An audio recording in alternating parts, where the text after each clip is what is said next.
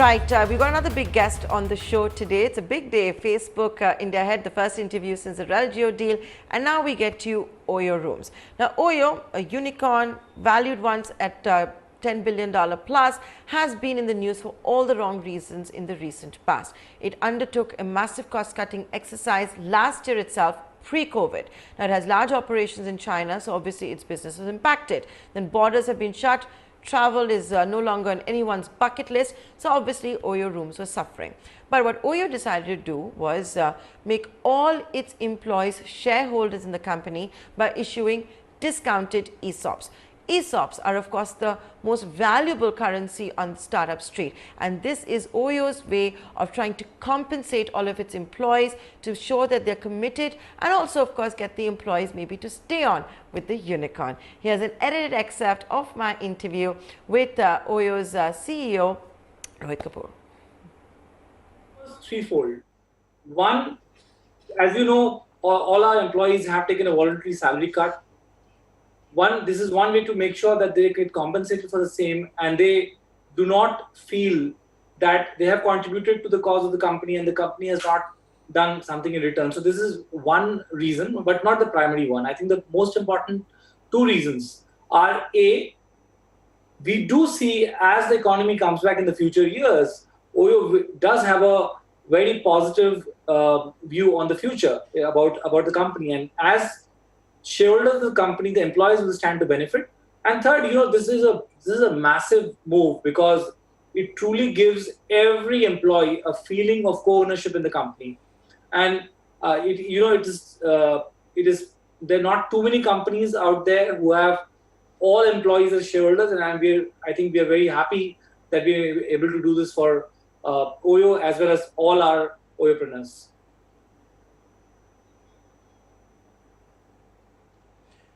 Okay, so I'm playing devil's advocate here. When you're actually making them all shareholders and issuing discounted ESOPs, is this in lieu of their salaries, a part of their salaries? Is that how you're increasing your cash runway? Is this in effect another way of increasing your cash runway? So, Nayantara, the decision to have the voluntary pay cuts was taken like a few months back, right? So, the company could have left it at that and said, this is done, these are tough times, we all need to sort of pitch in to make sure that we are doing the right thing by the company and by every stakeholder. This is in lieu of all the salary cuts. So in a way, the companies, the employees are buying back into the company using what they gave up as salaries, and that's fantastic because this was not expected or announced at the time that when we did the salary cuts. But so this is clearly over and above that. But more importantly, I think this has been received very well inside the company.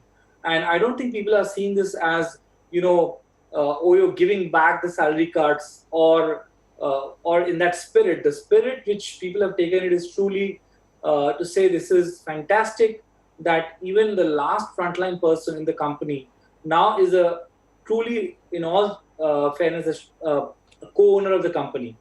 And this has been overall the philosophy of the company since the beginning. The stock program that OYO has, the level of stocks which have been given in the past to employees have been always above market standards. And this is another progress that the company has made. And I'm very thankful to our board of directors for having considered this proposal and approving the same. No. But Rohit, is this in lieu of a salary part of cash? Is this in lieu of that for the employees? Yes, it is. But I'm saying that decision was anyway taken a few months back, right? And at that point in time, there was no stock grant or RSU. So this new decision is in lieu of that, but is an additional measure. So in some sense, this is an upside that has been created for the employees now in these times. Of course, it balances the objectives of the company as well as creates ownership for the employees. It's a great win-win situation. Is there a lock-in period? So there is a vesting period of 1 year, which is the minimum required as per different norms. So and that is, as if anybody's been tracking the ESOP system, they'll know that typically the period is 3 to 5 years. But so 1 year is the shortest period allowed, and that's what the vesting period is. So immediately after 1 year these stocks vest, and they can be exercised at any liquidity event.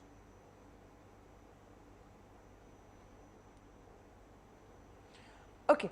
No, but because you're saying you can vest in 1 year's time, can I flip it and ask you that are you expecting OYO's fortunes to change a lot in 1 year's time? Is that another way of looking at it too? Nayantara, if I knew what will happen in 1 year's time to the world, to the economy, to OYO, I will be definitely one of the most enlightened person, which I'm not, right? So I won't say that it is linked to that. 1 year is a technical minimum that you need to vest any stock for or ESOPs for. That's what we have done, right? So we have taken the minimum vesting period and done it for that. If you ask me, do we expect the company to be on a strong footing in 1 year's time? I think so, right? But these are not two linked decisions. Stock ownership is always done with a forward-looking 3 to 5 year horizon. The good part is that immediately after 1 year, people don't need to be waiting after that. They have the vested stocks, which they can continue to hold. Can I ask you that when you give discounted ESOPs, how much of a discount? What is the valuation now of OYO? So I'll answer half the question. The other half I will definitely not wade into, which is the valuation of OYO, because that's something which is established by liquidity events, not by me saying X or Y. But the price at which the ESOPs has been granted is 10 rupees, which is the so it's a heavily discounted. It's called restricted stock units or RSU. So it's given at a very nominal price of 10 rupees. So the upside is significant.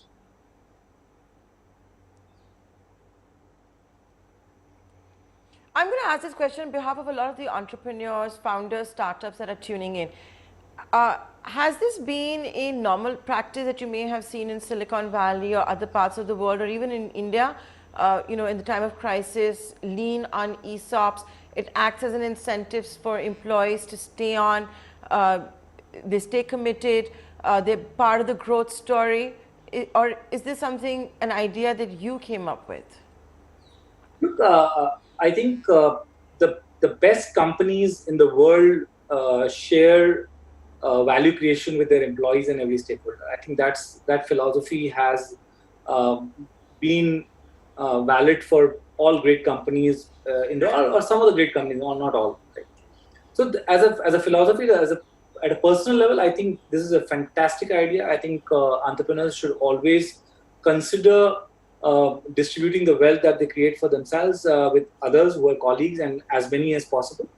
It is not my idea. I think if you look at again OYO, and especially the way Ritesh has founded the company and thought about it since the beginning, to the idea that people who are part of the journey get rewarded for the efforts has always been very core and central to OYO. And if you look at our top leadership retention percentages, they have been, I dare say, absolutely at benchmark levels over the last 5 or 6 years. But this truly is going beyond. This is like really not thinking ESOPs in terms of the top 100 or 500 or 700 people, which most companies stop at, but really saying that every single employee of the company, whether that's a person who's managing a hotel or our frontline sales employees who are really doing some fantastic work, have the right today to say they are a co-owner of the company, right? So there may be other companies who are there out in the world who have done this, but not too many, is my sense. So it's unique in some sense, yes. Okay, can I now talk to you about the larger story? We're entering, India's unlocking. There are news reports about how Mumbai, come Wednesday, could allow the hotels to reopen with limited capacity. Goa has approved hotels as far as tourism goes. It started to happen. Has it started to happen for OYO as well? Absolutely. So we, as you are probably aware, we opened in 20 plus states starting from June 8th, and every state sort of went in a little bit of sequence. So operations are open in, I'll say, about 80% of the country. And I welcome steps taken by other states and cities to open up hotels and hospitality in general, because both need to go hand in hand. I think the sector needs to open up, and not just the hospitality. The economy needs to come back on track, as well as everyone has an obligation to make sure that we are doing everything possible to do it in a safe way. And I do this everywhere, every time I get an opportunity, is that this is a time for the government, the private sector, and the citizens to act responsibly. Anyone not acting responsibly sort of compromises the other. So my request is that as the economy opens up, it is the need of the hour, but each one of us should maintain the do gas ki duri, wear masks, wash your hands regularly. These are simple things, but they're damn effective. And I look forward to making sure. So we've also, you might have seen our digital campaign, which is Fir Badhega India, Safe Rahega India, right? That's just gone live last week. So I welcome these steps, and I think we are seeing slow but steady improvement in people staying at OYO every single day. Because I have you on the show, I have to ask you this one question, and also because you have a large exposure. I'm of course talking about Alibaba, the tensions that you're seeing, the operations that OYO has. I know you're responsible primarily for the India operations and rest of South Asia. But is this bad news for OYO? Because, as we've also seen, Chinese companies' investments are not being cleared right now. Look, Nayantara, thank you for asking me the question. Honestly speaking, this is a non-issue for OYO, because our largest investor, which is Softbank Vision Fund, it has a Japanese parentage but is based out of Europe, right? Our second largest investor is Ritesh, who's an Indian. Our investment from China is next to nothing. It's like less than % or thereabouts. So I think we don't see ourselves, we are very much a Indian brand going global. I'm going to ask you just one follow-up question on the Chinese tensions and all that has been said about OYO in social media. It's always good to clarify it. You are saying that OYO is an Indian brand that has gone global. Your major investor is Softbank from Japan. The investment from China is very little. Look at the operations that you have in Europe, in America. But you also have operations in China. China was turning out to be a big market for you. Anything that you want to say for all of those that have accused OYO of being more Chinese than Indian? And is India really ready to say no? It has said no to Chinese capital. What is it going to mean for Startup Street? Have you started seeing maybe domestic companies rise to the occasion and say that we will invest in India's startups?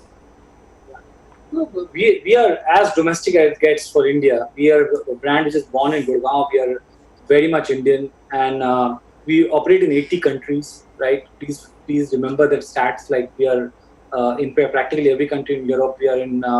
So we are an Indian brand which has gone global, and I think it's a matter of pride, not for me personally, but I think it should be for all Indians, that companies coming out of India are not just they create a value-based product in India, which is loved by the masses, but are also able to take that to multiple countries, including developed nations. So that's the story.